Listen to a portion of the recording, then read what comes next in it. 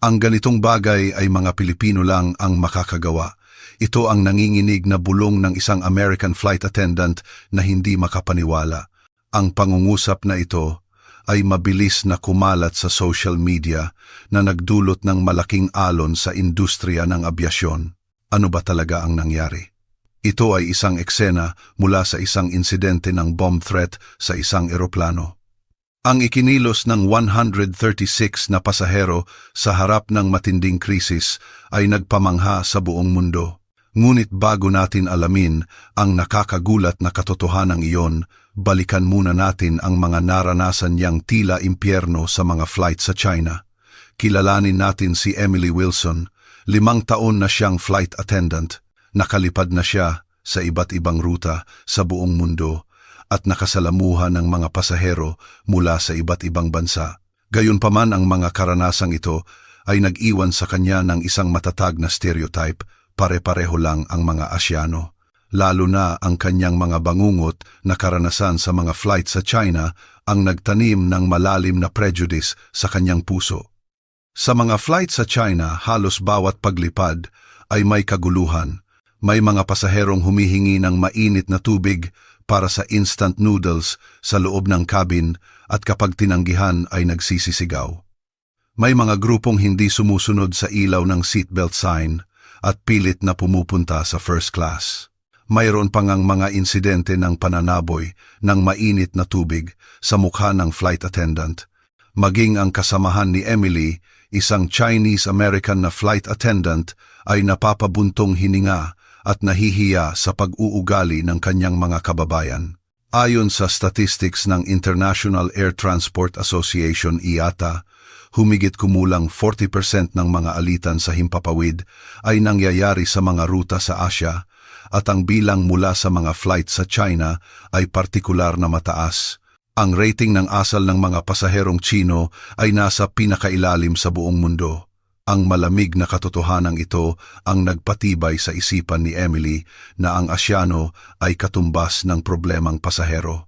Kaya naman nang siya ay ma-assign sa isang flight papuntang Pilipinas, sa totoo lang mabigat ang kanyang kalooban.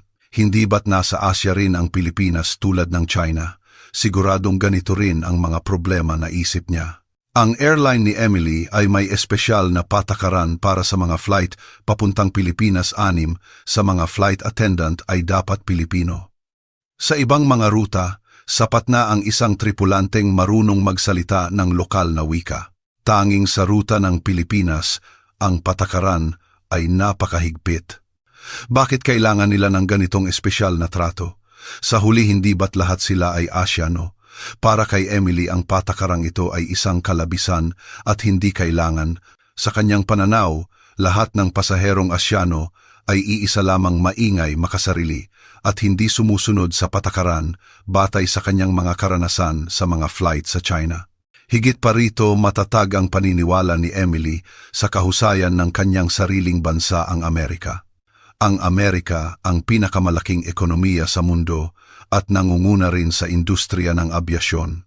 Maraming malalaking kumpanya ng eroplano tulad ng Boeing at McDonnell Douglas ay Amerikano. Malinaw na mas sibilisado at edukado kaming mga Amerikano, buong pagmamalaki niyang iniisip. Tungkol naman sa Pilipinas, ang tanging impresyon niya ay isa itong bansa na minsang tinawag na Tiger Cub economy, ngunit ngayon ay madalas na natatabunan ng mga mas malalaking kapitbahay nito. Bakit makakatanggap ng ganitong espesyal na trato ang mga Pilipino na hindi na sentro ng ekonomiya ng mundo? Hindi niya ito maintindihan. Sa isip ni Emily, ang Pilipinas ay magaling noon, pero ngayon ay isa na lamang lugar sa Asya. Dala ang ganitong mga prejudice, sinimulan ni Emily ang kanyang unang flight papuntang Pilipinas. Ito ay isang flight mula sa Ninoy Aquino International Airport, NAEA, patungong Los Angeles International Airport, LAX. Karamihan sa mga pasahero ay Pilipino. Siguradong magiging kasing ingay at gulo rin ito ng mga flight sa China, buntong hininga ni Emily sa kanyang sarili habang naghahanda para sa serbisyo. Hindi niya alam na ang mga mangyayari sa araw na iyon ay babago sa lahat ng kanyang mga paniniwala. Pagka-take off ng eroplano, agad na nakaranas ng problema si Emily. Ngunit ito ay taliwas sa kanyang inaasahan. Habang nag-iikot ng food cart, lumapit si Emily sa isang pasaherong Pilipino. Mahinang nagsabi ang pasahero ng salamat po at kinuha ang pagkain.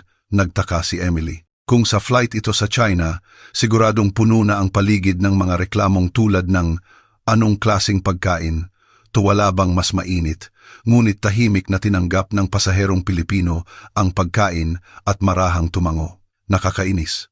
Pero sigurado akong may mangyayari pa mamaya, naisip ni Emily, hindi pa rin nagpapabaya. Ngunit habang lumilipas ang oras, sunod-sunod na nabigo ang kanyang mga inaasahan. Una, nagulat siya sa katahimikan sa loob ng cabin. Kahit na may halos 200 na pasahero, napakatahimik sa loob. Sa mga flight sa China, laging may mga taong sumisigaw, mga batang umiiyak nang walang tigil at may mga pasahero pa ngang tumatawag sa kanilang mga telepono. Ngunit sa flight na ito, bagamat may mga nag-uusap, kontrolado ang kanilang mga boses upang hindi makaistorbo sa iba. Sunod, nagtaka siya sa paggamit ng mga upuan. Kahit na ito ay isang long-haul flight, iilan lamang ang nag-recline ng kanilang mga upuan. Sa ibang mga ruta, karamihan sa mga pasahero ay agad na inihiga ang kanilang upuan pagka-take off. Ngunit dito marahil dahil sa konsiderasyon sa pasahero, sa likuran marami ang nanatiling tuwid ang upuan. Ang weird. Bakit hindi nila ginagamit ang karapatan nila? Sa pananaw ni Emily, kung nagbayad ka, dapat mong sulitin ang serbisyong nararapat sa iyo.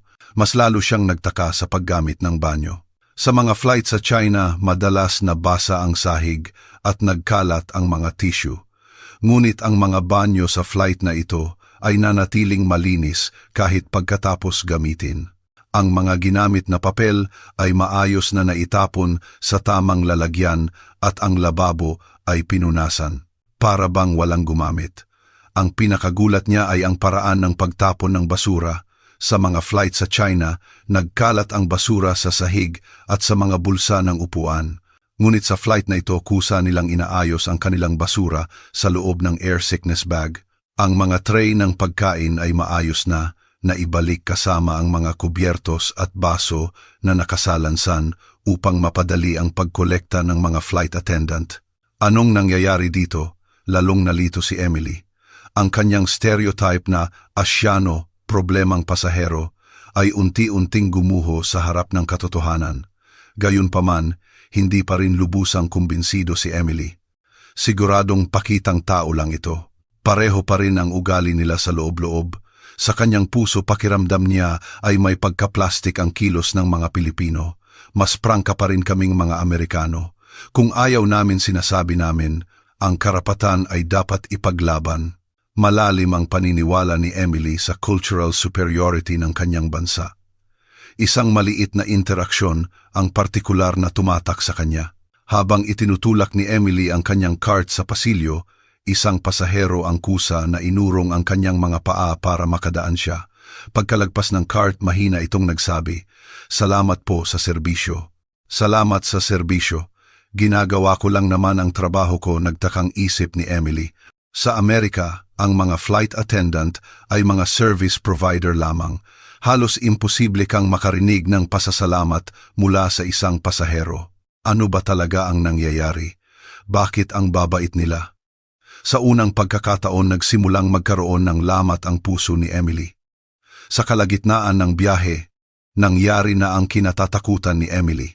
Nagkaroon ng sira ang air conditioning system na naging dahilan ng sobrang lamig sa ilang bahagi ng cabin.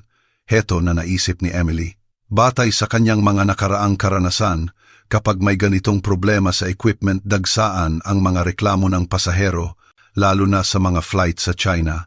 Siguradong may mga pasaherong magkukumpulan sa paligid ng mga flight attendant at sisigaw ng ayusin nyo, yan i-refund nyo kami, ilabas nyo ang manager.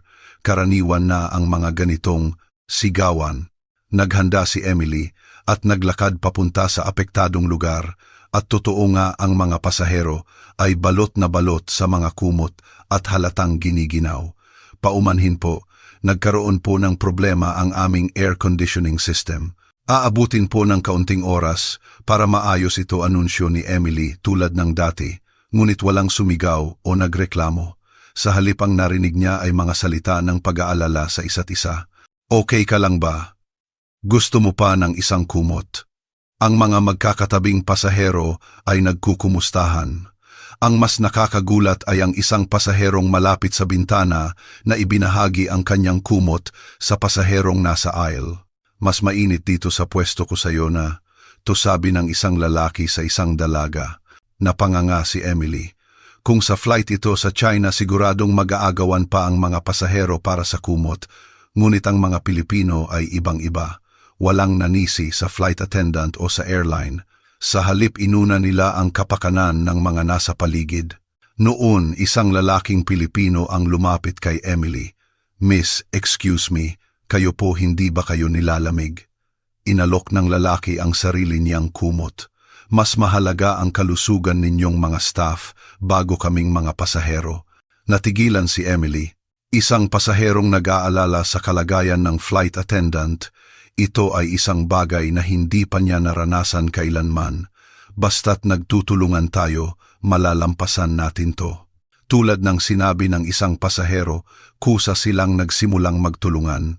Ang mga may sobrang kumot ay namigay sa mga wala. May mga nagbabahagi ng mainit na inumin. At ang pinakakahanga-hanga walang sinuman ang nagreklamo sa airline o sa crew. Wala namang may gusto nito. Safety first. Dahan-dahan lang. Ito ang mga salitang naririnig niya.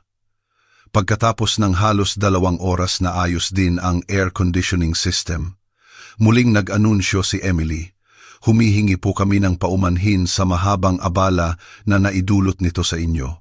Pagkatapos niyang magsalita umugong ang palakpakan mula sa iba't ibang bahagi ng cabin. Hindi ito sarkastiko o protesta, kundi isang tunay na pasasalamat sa pagsisikap ng mga flight attendant. Salamat po, salamat sa pagod ninyo. Umalingaw-ngaw ang mga boses sa loob ng eroplano. Naramdaman ni Emily ang init na dumaloy sa kanyang puso. Daan-daang flight na ang kanyang naranasan, ngunit ito ang unang pagkakataon na pinasalamatan siya pagkatapos ng isang aberya. Kapag may problema, ipaglalaban ng mga Amerikano ang kanilang karapatan.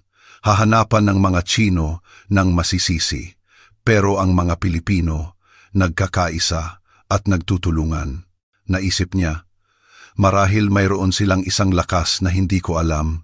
Sa puso ni Emily, ang mataas na pader ng kanyang stereotype ay nagsimulang magkaroon ng malaking bitak. Kahit na humanga siya sa kilos ng mga pasaherong Pilipino, noong masira ang aircon, may halong pagkalito pa rin sa puso ni Emily. Mababait nga sila pero baka tsamba lang, pilit niyang kinukumbinsi ang sarili. Natatakot siyang mayanig ang kanyang pagkakakilanlan bilang isang Amerikano. Mas progresibo ang Amerika iyon ang katotohanan, paulit-ulit niyang sinasabi sa sarili. Sa mga sumunod na oras, mas naging mapanuri si Emily sa kilos ng mga pasaherong Pilipino, halos naghahanap na ng butas. Sigurado akong may magkakamali rin sila, umaasa siya. Ngunit habang tumatagal ang kanyang pagmamasid, lalo siyang nabibigo. Sa oras ng pagkain, isang matandang Pilipina ang nanginginig ang kamay habang sinusubukang humigop ng sabaw. Siguradong magrereklamo, naisip ni Emily. Ngunit tahimik lang na kumain ang ginang hanggang sa huli nang walang anumang hinaing. Nang kunin na ang tray, magalang pa siyang nagpasalamat, salamat Hija. May isa namang pagkakataon na nag-usap ang magkatabing pasahero. Inaasahan ni Emily na mag-iingay sila ngunit nanatiling mahinahon ang kanilang usapan sa boses na hindi nakakaistorbo sa paligid. Nang tila magiging masigla na ang usapan, sinabi pa ng isa, hinaan natin baka makaistorbo tayo. Bakit kailangan nilang mag-alala sa iba? Bakit hindi na lang sila kumilos ng malaya? Nagsimulang mainis si Emily. Ang inis niya ay nag-uugat sa pagkabalisa na laging mali ang kanyang mga inaasahan. Isang partikular na pangyayari ang tumatak sa kanya, ang kilos ng isang Pilipinong businessman. Nakalatag sa kanyang mesa ang mga mukhang importanteng dokumento at siya ay nagtatrabaho. Nang dumaan si Emily sa tabi niya, itinigil niya ang kanyang ginagawa at marahang tumango. "Salamat po sa serbisyo." Ang mga salitang iyon ay muling nagpalito kay Emily. Sa Amerika, kapag naistorbo ka habang nagtatrabaho, karaniwan kang maiinis. Ngunit ang lalaking ito ay inuna ang pagbibigay galang sa flight attendant kaysa sa sarili niyang kaginhawaan. Bakit kailangan maging ganito kakonsiderasyon sa iba? Hindi ba't inefficient? Yon. Sa rational na pananaw ni Emily, mahirap itong unawain. At pagkatapos ng kanyang trabaho, kusa pang tinulungan ng businessman ang isang matandang babae na tila nahihirapan. "May maitutulong po ba ako, Lola?" Nahihirapan pala ang matanda sa paggamit ng in-flight entertainment system. Ginamit ng businessman ang kanyang mahalagang oras para turuan ito ng may pasensya at walang hinihintay na kapalit. Hindi ko maintindihan. Isang kabutihang walang kapalit, lalong nalito si Emily. Sa kulturang Amerikano, kahit ang kabutihan ay madalas may kasamang inaasahang ganti. Ngunit sa kilos ng Pilipinong ito, wala siyang naramdamang anumang kalkulasyon. Siguradong pakitang tao lang yan. May ibayang motibo, pilit niyang pinanghahawakan ang kanyang pananaw. Ngunit sa kaibuturan ng kanyang puso, isang bagong damdamin ang nagsisimulang umusbong, isang pagdududa sa cultural superiority ng kanyang bansa. Marahil mayroon ang mga Pilipino na wala na sa aming mga Amerikano. Sumagi ito sa kanyang isip, ngunit agad din niyang iwinaksi. Imposible. Ang Amerika pa rin ang pinakaprogresibo. Ang puso ni Emily ay naglalaban sa pagitan ng katotohanang ayaw niyang aminin at ng paniniwalang gusto niyang protektahan. 2 oras bago lumapag isang pangyayari, ang tuluyang nagpabago sa lahat para kay Emily. Nagkaroon ng medical emergency. Isang pasaherong Pilipino ang biglang nanikip ang dibdib at nagsimulang mahirapang huminga. "Mayroon po bang doktor o nurse sa eroplano?" Pagkatapos ng anunsyo ni Emily, 3 pasahero ang agad na nagtaas ng kamay. Nakakagulat na lahat sila ay Pilipino. Sa mga flight sa Amerika, bihira ang mga doktor na kusang magpakilala. Marami dahil sa takot sa legal na pananagutan ay pinipiling manahimik kahit may lisensya sila. Ngunit ang mga doktor na Pilipinong ito ay hindi nag-atubili. "Cardiologist ako. Ang specialty ko ay emergency medicine. Nurse ako, pwedeng tumulong." Agad silang nag-organisa at nagtulungan para gamutin ang pasyente. "Ang pinakakahanga-hanga ay ang kanilang desisyon," sabi ng cardiologist. "Sa sintomas na ito, pinakamabuting mag-emergency landing tayo sa pinakamalapit na airport." Nag-alinlangan si Emily. Ang isang emergency landing ay magdudulot ng daan-daang libo kung hindi milyon-milyong pisong pagkalugi sa airline. Sa Amerika, maraming doktor ang marahil ay magsasabi na obserbahan muna natin. Ngunit iba ang mga doktor na Pilipino. Ang buhay ng tao ang pinakamahalaga, hindi ang pera. Ang mga salitang iyon ay tumama ng malalim kay Emily. Sa huli, nagdesisyon ang kapitan na mag-emergency landing sa Anchorage, Alaska. Ang desisyong ito ay nagdulot ng malaking delay sa halos 200 na pasahero. Handa na si Emily sa mga reklamo. Ngunit ang reaksyon ng mga Pilipino ay muling taliwas sa kanyang inaasahan. "Buhay ang nakataya, tama lang ang desisyon na yan. Salamat sa mabilis ninyong aksyon, walang isa mang nagreklamo." Sa halip, may mga pumuri pa sa ginawa ng mga doktor at sa desisyon ng airline. Matapos ang emergency landing sa Anchorage, ligtas na naidala ang pasyente sa ospital. Nalaman nilang ito pala ay maagang senyales ng atake sa puso. Ang mabilis na aksyon ay nagligtas sa kanyang buhay. Ang sunod-sunod na pangyayaring ito ay nagpamulat kay Emily sa isang mahalagang bagay. Kung Amerikano ito, siguradong magrereklamo sila tungkol sa kanilang mga karapatan. "Ibalik nyo ang oras ko, bayaran nyo ang abala," pero ang mga Pilipino, inuna nila ang paggalang sa buhay kaysa sa pansariling kapakanan. Ang mas nagpagulat sa kanya ay ang nangyari pagka-take off muli ng eroplano. Ang cardiologist na tumulong kanina ay lumapit kay Emily. "Pagod na rin siguro kayong mga flight attendant. Kahit siya ay isang doktor, nagpakita pa rin siya ng pag-aalala sa kanila. Kami po ang dapat magpasalamat sa tulong ninyo, Doc, sabi ni Emily. Umiling ang doktor. Teamwork yun. Wala akong magagawa kung ako lang mag-isa. Ang mga salitang iyon ay lubos na nakaantig kay Emily. Sa Amerika, ang mga doktor ay may mataas na katayuan sa lipunan. Minsan ay minamaliit pa nila ang mga nasa service industry tulad ng mga flight attendant. Ngunit ang doktor na Pilipinong ito ay itinuring siyang kapantay. May isang bagay sa loob ni Emily na nagsimulang magbago ng husto. Marahil ito ang tunay na lakas na isip niya. Nagsimula niyang maintindihan na hindi tungkol sa kung sino ang mas magaling, ang American individualism o ang Filipino collectivism, kundi pareho silang may kanya-kanyang halaga. Ang nakita ko lang dati ay ang ibabaw. Nahiya si Emily sa kanyang pagiging makitid ang pag-iisip. Maganda ang kulturang Amerikano na nakatuon sa efficiency at rasyonalidad, ngunit ang pag-aalala sa kapwa at pag-iisip para sa kabutihan ng lahat na taglay ng mga Pilipino ay mayroon ding sariling halaga. Walang mas nakatataas, magkaiba lang sila. Sa unang pagkakataon, umusbong sa isip ni Emily ang isang tunay at malawak na pananaw sa mundo at dumating ang araw na iyon. Ito ay nangyari sa Mabuhay Airlines Flight 16, isang flight mula Maynila patungong Cebu kung saan naka-duty si Emily. Isang oras pagka-takeoff, umalingaw-ngaw ang isang emergency announcement. Nakatanggap po kami ng isang bomb threat. Mag-emergency landing po tayo sa Clark International Airport. Biglang tumindi ang tensyon sa loob ng cabin. Batay sa mga nakaraang karanasan, inasahan na ni Emily ang pinakamasama. Sa mga nakaraang flight na may banta ng terorismo, ang mga pasahero ay nagpapanik at nagiging magulo ang sitwasyon. Lalo na sa isang flight sa China kung saan nagunahan pa ang mga pasahero papunta sa exit na halos magdulot ng stampede. Heto na, lalabas na ang tunay na kulay ng mga Pilipino, kinakabahang naisip ni Emily.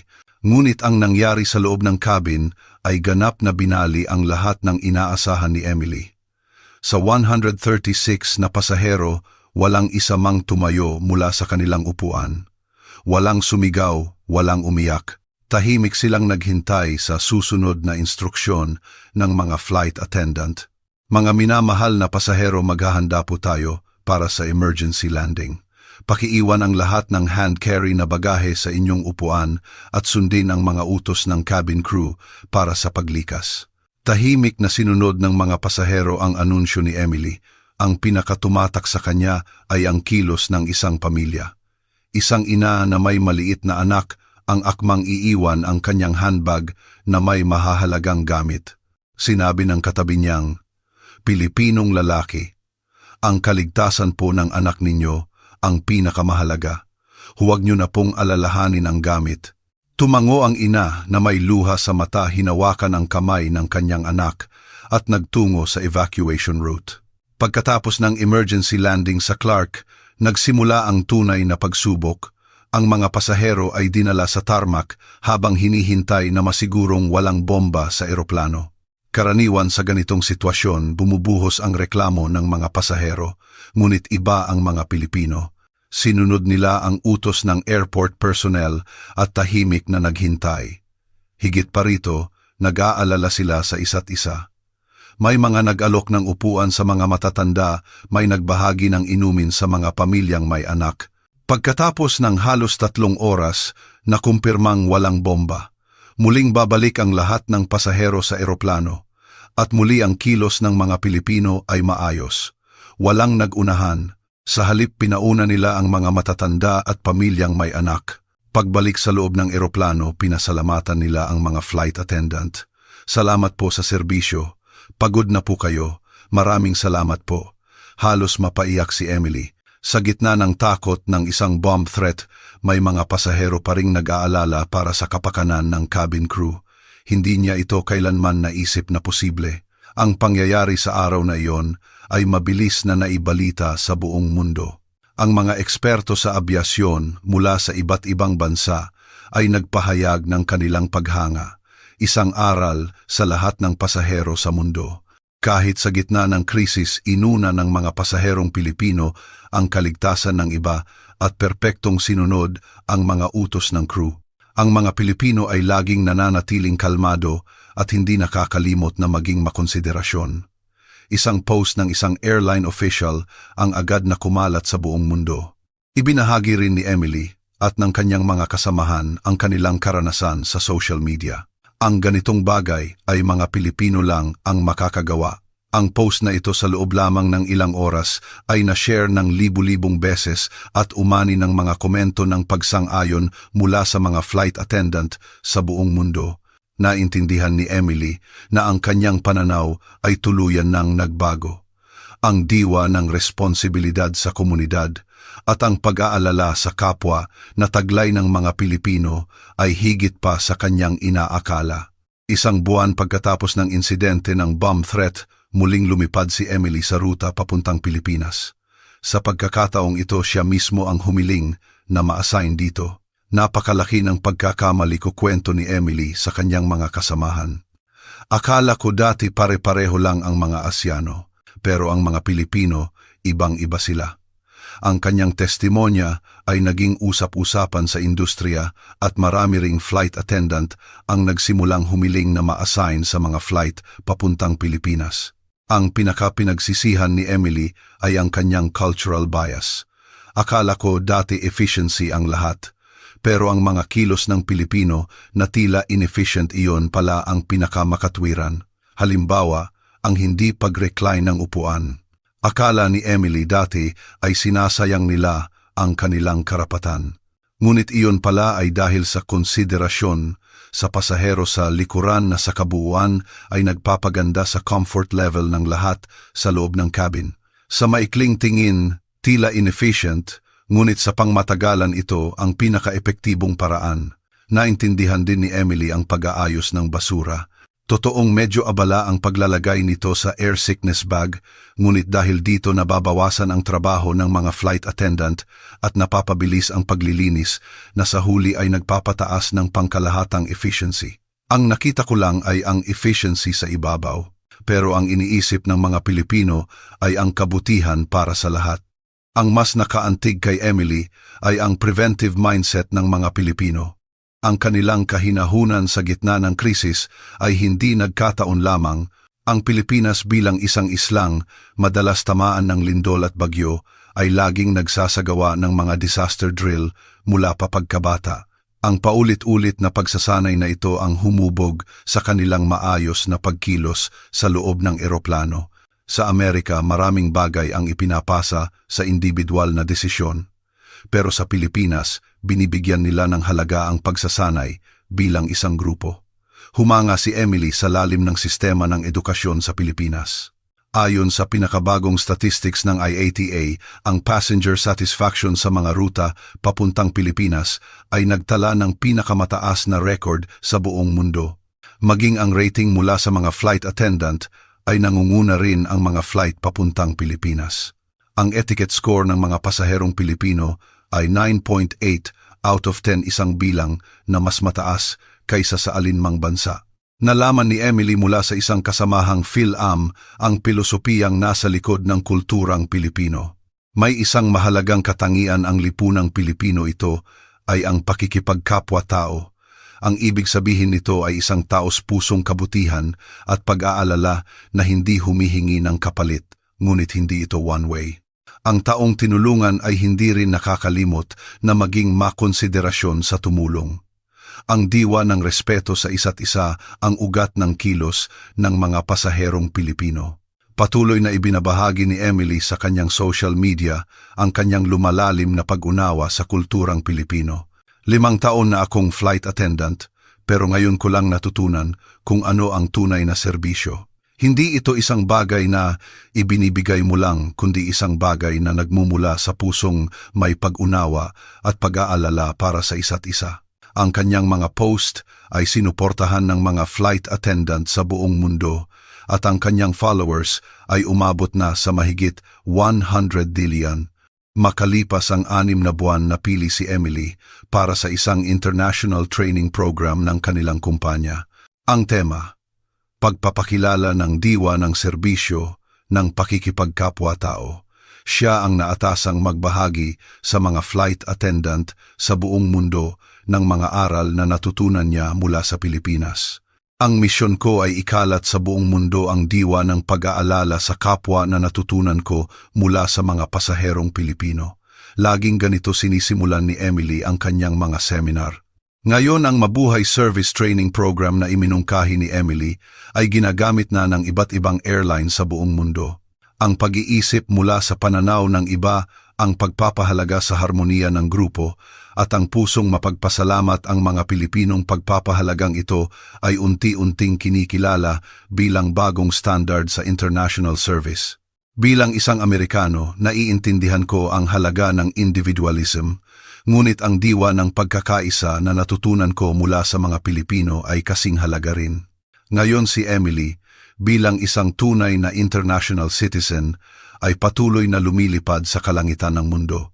At sa bawat taong nakakasalamuhan niya, iisa ang mensaheng kanyang ipinapaabot, ang ganitong bagay ay mga Pilipino lang ang makakagawa. Ngunit kung tayo ay matututo mula sa kanila, kaya rin nating maging kasing husay nila. Ano po ang masasabi ninyo sa kwento ngayon? Maraming salamat sa inyong pagbabasa.